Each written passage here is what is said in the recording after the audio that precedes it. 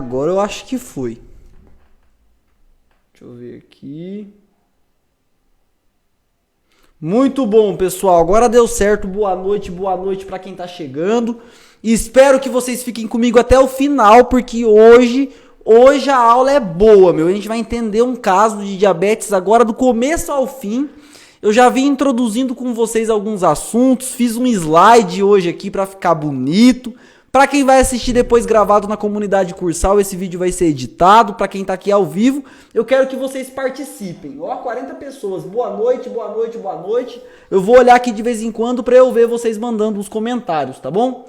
Muito bom, vamos começar já a nossa aula, lembrando que eu vou fazer algumas perguntas para vocês, pode ter algum delay, mas nós vamos entender várias coisas que acontecem em um caso de diabetes, em um caso de uma paciente em específico. Deixa eu ver se tá tudo certo, acho que tá. Bora então, gente. Boa noite para vocês, sejam bem-vindos a mais uma live, mais uma aula de bioquímica aqui no Instagram. Lembrando que temos aulas quinzenais na comunidade Cursal. Bom, a história de hoje, o caso clínico de hoje, é para falar um pouco de um caso de diabetes mellitus ou mellitus, como vocês acharem melhor falar, as duas formas estão corretas.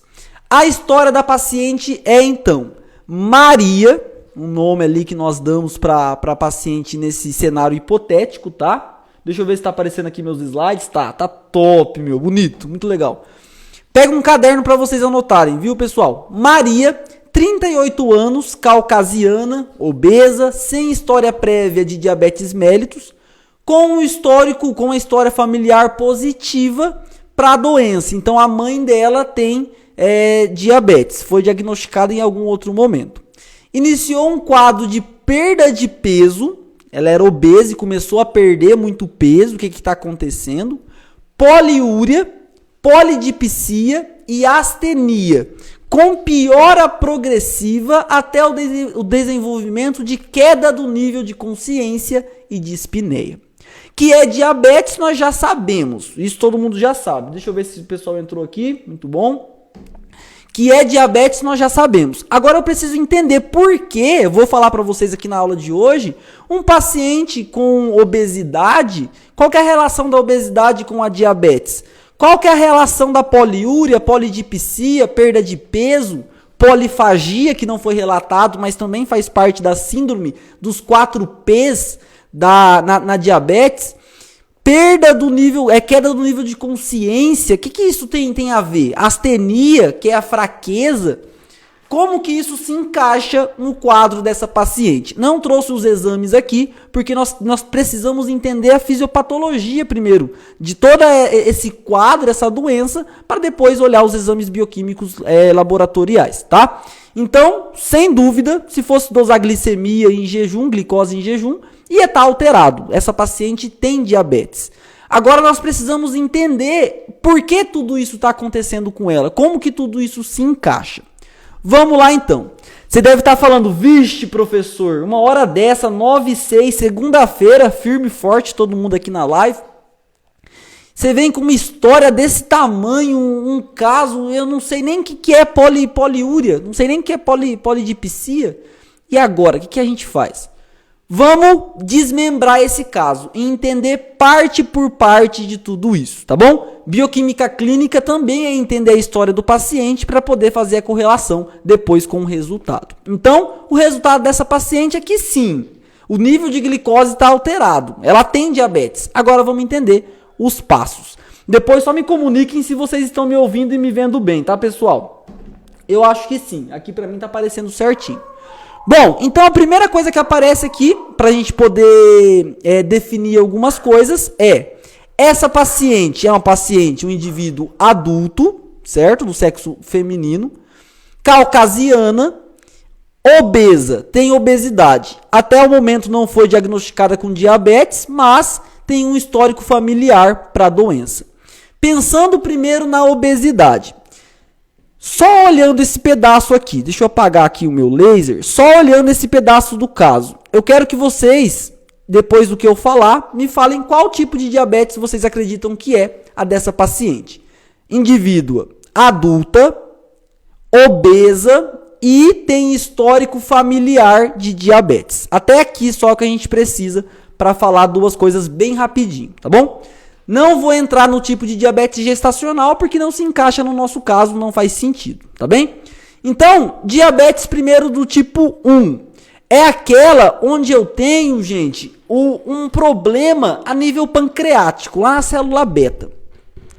Eu tenho o desenvolvimento de uma doença autoimune, eu tenho um alto anticorpo sendo produzido, alguma coisa, um processo inflamatório, alguma coisa está fazendo e está fazendo com que esse pâncreas não produza a insulina. Lembrando para todo mundo que está aí anotando, espero que vocês estejam anotando, que a insulina, a grosso modo, não vou entrar nesses detalhes aqui também, porque nós vamos discutir o caso, mas a insulina é lá aquela chavinha para abrir que vai fazer com que o receptor de glicose chegue na membrana da célula, para a glicose entrar. O GLUT é o nome dele, G-L-U-T. Na diabetes do tipo 1, o pâncreas não está produzindo essa insulina, ele não está liberando essa insulina. A insulina não está chegando na célula, se ligando no receptor de insulina e fazendo com que haja uma cascata de eventos para transportar o transportador GLUT, que vai na membrana, que é uma porta gigante, para a glicose entrar. Esse tipo de diabetes acontece geralmente em 20% de todos os casos que nós temos. Isso aqui é literatura atualizada, é a nível Brasil. Aparece principalmente em crianças e jovens, por ter relação com uma doença autoimune, muitas vezes, na maior parte esmagadora das vezes, aparece um pouco cedo. Aparece em criança, aparece em jovem, e não tem um relato de ser hereditário, não tem um relato de genes relacionados ao HLA humano, tem uma coisa disso relacionada, que traz um aspecto de genética para diabetes, mas não na diabetes tipo 1. Então, o que vai acontecer, gente? O que vai acontecer? Eu chego na diabetes tipo 2. Na diabetes tipo 2, ela é responsável, aqui tá 78, mas é mais de 80% dos casos, muitas vezes, tá?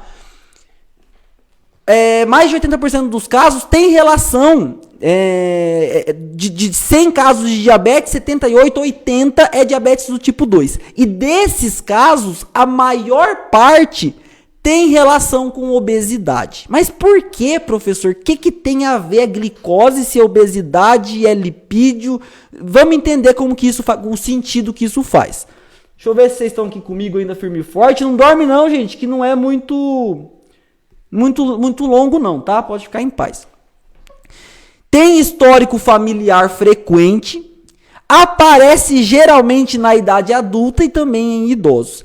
O que acontece nesse caso? Eu tenho uma resistência periférica lá nos receptores de insulina. Eu tenho uma resistência periférica à glicose. A glicose, ela chega, só que ela não entra na célula. O problema, muitas vezes, não está na produção de insulina.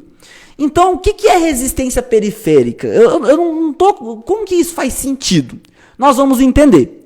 Só para poder ver se vocês estão aqui comigo, vocês não estão vendo aí notícia da Fazenda, de outras coisas. Respondam para mim dessas duas coisas, só com isso que eu falei para vocês, esse basicão. Com essas duas coisas. Vocês acham que essa paciente, ela tem diabetes tipo 1 ou tipo 2? Massuda, sua letra é pior que a minha, dando aula. Obrigado, meu amigo. Vou lidar como um elogio isso. E olha que eu tô escrevendo pelo computador, hein? E aí, gente, fala pra mim. Fala comigo, não deixa eu... não dorme não, pessoal.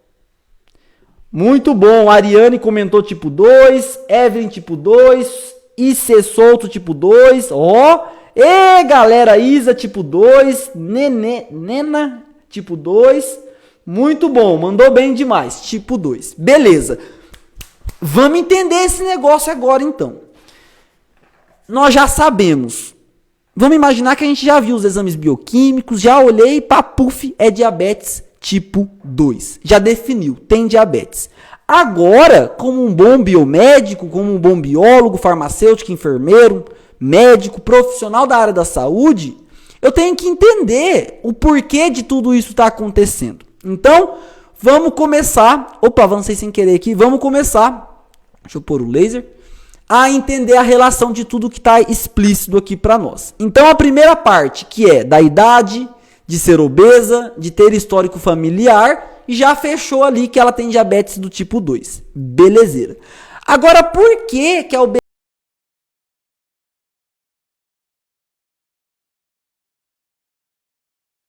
obesidade tem relação com a diabetes? Isso aí provavelmente você não sabe. Então anota, gente, anota, povo abençoado. Ó, pega aí uma caneta e escreve: relação da diabetes e a obesidade. O que acontece? Por que eu tenho resistência periférica? Muito disso está relacionado à obesidade. Ó, o indivíduo obeso que come um monte de fast food, comida gordurosa, que usa a gordura 15 vezes fritando a mesma carne, e ó, dá-lhe dieta rica em triglicérides, em tudo que é tipo de lipídio, colesterol, obeso. Esse indivíduo, as células que armazenam boa parte desses lipídios, dessa gordura, presta atenção para vocês entenderem, os adipócitos. O que acontece, pessoal? Esse adipócito do indivíduo obeso, ele sofre uma hipertrofia, que é o que eu estou tentando fazer com os meus músculos, estou na labuta aí diária. O que é a hipertrofia? É aumento do tamanho, não aumenta a quantidade, aumenta também em alguns casos, mas principalmente de tamanho. Hipertrofia. Esse adipócito que aumenta de tamanho, ele começa a produzir em grande escala agora algumas estruturas proteicas, enzimáticas, estruturas inflamatórias, que são as adipocinas, as citocinas pró-inflamatórias, TNF, tem um monte de citocina envolvida, interferon também. O que acontece? Em resumo, a pessoa está lascando a comida, come, é obesa, o adipócito aumentou, começou a produzir mais adipocina e mais citocina pró-inflamatória, e além disso, ele começa a liberar também, devido a esse acúmulo, um monte de ácidos graxos que vão ficando livres, cada vez mais. Quanto maior o adipócito, mais tem dentro dele, mais ele libera também em maior frequência. Tudo isso junto, agora colocando tudo isso num lugar só, escrevam aí para quem está escrevendo. O adipócito aumenta, sofre uma hipertrofia, começa a liberar citocinas pró-inflamatórias, adipocinas, e começa também a liberar bastante ácidos graxos livres. Esses ácidos graxos livres, principalmente eles, esse pool, esse monte de ácido graxo que está sendo liberado agora, eles vão interagir com enzimas lá no tecido pancreático, enzimas, proteínas, que tem um papel. Qual que é o papel dessas enzimas? É fazer com que a insulina saia da célula beta e vá agir no corpo, na natureza, nossa célula do dedinho, célula do hepatócito, no corpo inteiro. E aí, esse processo é comprometido. Opa, agora está fazendo sentido. Esse processo, então, de liberação da insulina é comprometido devido à presença de um volume muito alto de ácidos graxos, interagindo com esses receptores, com essas proteínas, que ferra com tudo. Agora, a insulina parou de chegar na célula, parou de abrir a porta para o transportador, para o glúten vir e a glicose entrar. A glicose começa a se acumular. O problema disso tudo, gente, é que esses ácidos graxos, as citocinas pró-inflamatórias, na sua maioria, o que vai acontecer? Eles vão agir também lá na célula. Eles vão agir na ativação, interagindo na ativação dos canais de glicose. Agora o glúten não consegue mais, esse transportador, se acoplar bem na membrana para a glicose poder entrar.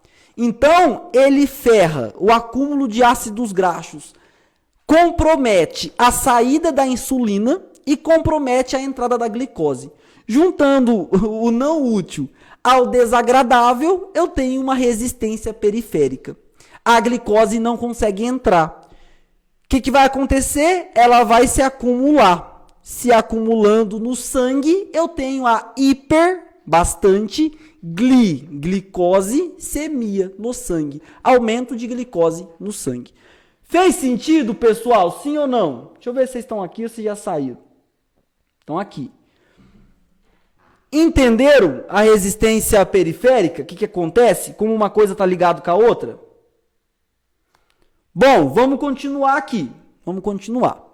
Beleza, agora eu já entendi, então, juntando tudo isso aqui, a relação da obesidade, o porquê, é devido a essa presença, a esse pool de ácidos graxos livres, que compromete a saída da insulina, compromete a entrada da glicose. Já entendi que tem um histórico familiar aqui positivo, pela idade, tudo encaixa na diabetes tipo 2.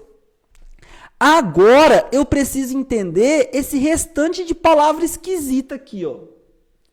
Eu vi que vocês comentaram aqui que sim. Muito bom, gente, muito bom. Perda de peso, poliúria, polidipsia, astenia, meu Deus do céu. Então, vamos entender parte por parte. Por que o indivíduo diabético pode começar a perder peso? Por que tem a poliúria? Por que tem a polidipsia nesse caso? E depois a astenia, vamos falar também. Então, deixa eu ver se meu slide está aparecendo bonito para vocês. Calma aí, um segundo. Que eu editei ele, para minha cabeça estava cortando, gente. Acho que tá. Aí, tá bonito, certinho. Vamos entender então o que acontece. Anota aí, prepara o print para vocês anotarem, para ver quem vai ficar firme até o final, para vocês irem escrevendo conforme eu vou falando, para todo mundo tirar 100 na prova depois. O que acontece? Deixa eu pôr meu laser. Hiperglicemia. Já falei para vocês, a paciente, nesse caso, tem um aumento de glicose no sangue. O organismo, ele precisa se libertar desse monte de glicose que está em excesso, já está fazendo mal.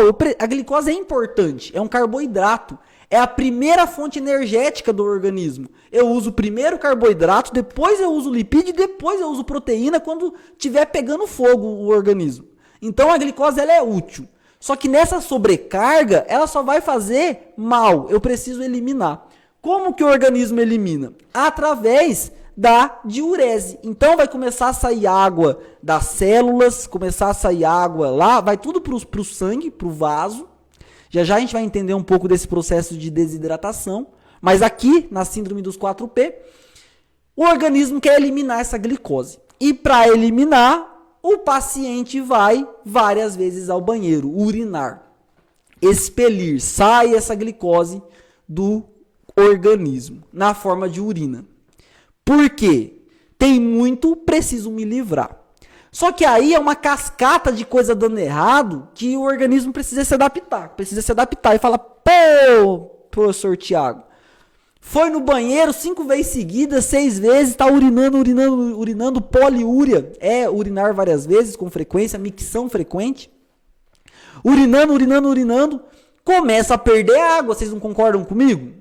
Para tirar essa glicose, eu tiro água junto. Não tem como você ir lá urinar só o carboidrato. Não.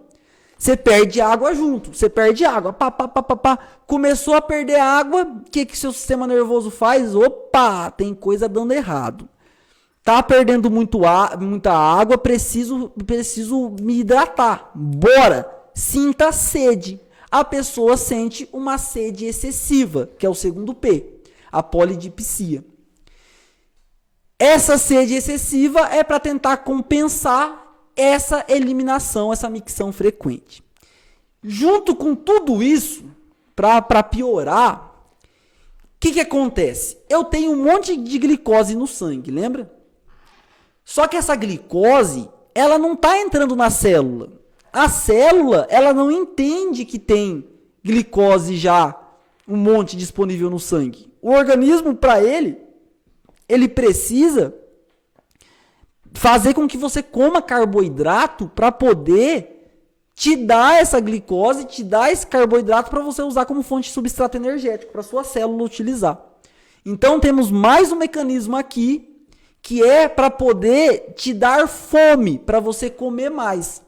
Mas você come mais, por isso que o paciente diabético sente muita fome, a polifagia é comer mais, sentir mais fome, mas não é porque ele não tem glicose, é porque o corpo não percebe, é tudo mecanismo bioquímico envolvido, claro, mas a célula, ela não sabe que a glicose está lá pro lado de fora no sangue.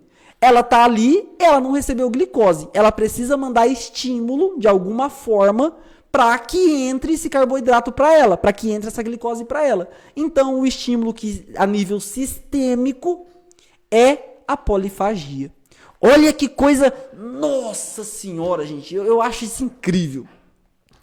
Que coisa mais maluca. Aí o indivíduo come e só vai aumentando o nível de glicose no sangue.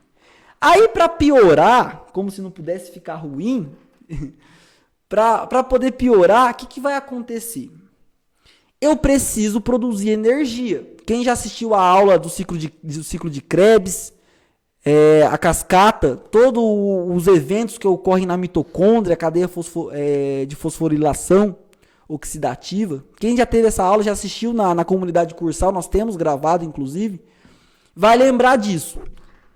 Se eu não tenho a glicose, aqui ó, se eu não tenho a glicose, o organismo não está conseguindo quebrar a glicose porque ela não está entrando na célula, eu preciso usar outros nutrientes. E aí, quais serão os caminhos para poder produzir essa energia? É usar o lipídio. Começa a quebrar lipídio, então, consequentemente, é uma das coisas que favorecem esse início de perda de peso. Porque eu preciso produzir energia. Já vocês vão entender o quão ruim é, nesse caso, essa quebra excessiva de lipídios. Para poder manter o nível de ATP, o nível de tudo que eu preciso de substrato energético no meu corpo, na medida do normal. Não tem glicose, eu quebro outra coisa. Essa outra coisa é o lipídio. Beleza? Fez sentido, gente? Sim ou não? Deixa eu ver se vocês estão aqui comigo ainda. Acho que sim, né? Deu para entender? Depois comenta aí se vocês entenderam. Vamos continuar a nossa aula aqui, então. Beleza. Eu já entendi, então, que a paciente é obesa, o porquê da obesidade com a diabetes. Já falamos lá da resistência. Do histórico familiar. Já entendi a perda de peso, porque não tem glicose, eu quebro o lipídio. A poliúria, porque eu preciso eliminar essa glicose. A polidipsia, porque eu acabei perdendo muita água, preciso me recompor, vou sentir mais sede.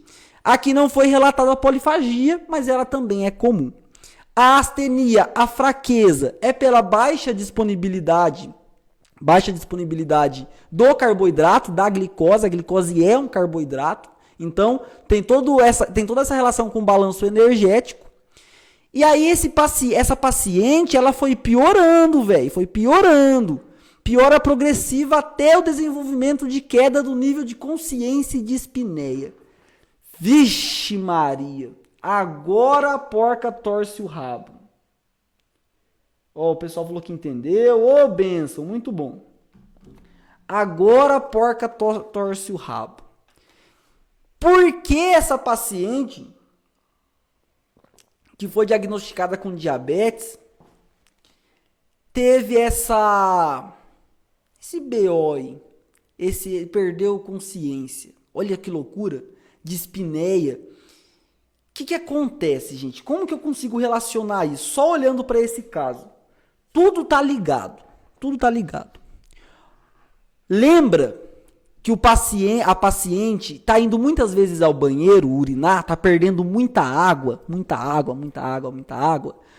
Vocês acham na inocência que sai só H2O e glicose na urina? Claro que não. Sai um monte de coisa junto.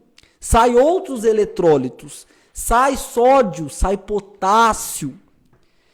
E para misturar com isso, eu tenho uns compostos ácidos sendo formados, mas da onde que vem isso, professor? Calma, coração. Vamos entender. Ó, aqui na perda de água, como eu disse para vocês, a paciente está perdendo H2O e outros eletrólitos, sódio, potássio. E para eliminar essa glicose, eu preciso tirar a água de algum lugar. A paciente está bebendo mais água, mas ainda assim ocorre uma desidratação, sai água das células. E vai eliminando, vai eliminando. Vai saindo tudo. Essa desidratação acentuada, essa que leva a uma hipotensão, diminui água, diminui volume sanguíneo, hipotensão. Que leva a uma hipotensão, atinge também sistema nervoso. A pessoa, então, pode ter queda de consciência, pode ter dispneia. Mas não só nisso, tem mais um negócio que ajuda ainda para poder acabar de ferrar o caso do coitado do diabético. Comenta aqui, gente, vocês conhecem alguém que tem diabetes? Sim ou não? Comenta aqui para mim. Para poder piorar essa história, pessoal, o que vai acontecer? Vejam bem. Eu tenho aqui nesse canto, lembra que a paciente começou a perder peso? Por quê? Porque não tem glicose dentro da célula para usar. O organismo começa a quebrar lipídio.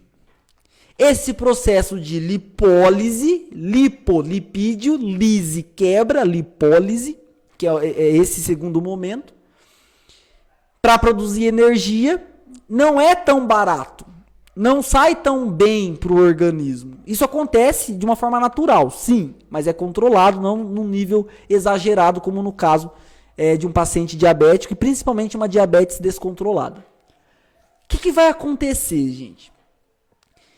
Eu tenho que quebrar, a primeira coisa que eu tenho que quebrar é a glicose. É regra do nosso organismo. Usa primeiro a glicose.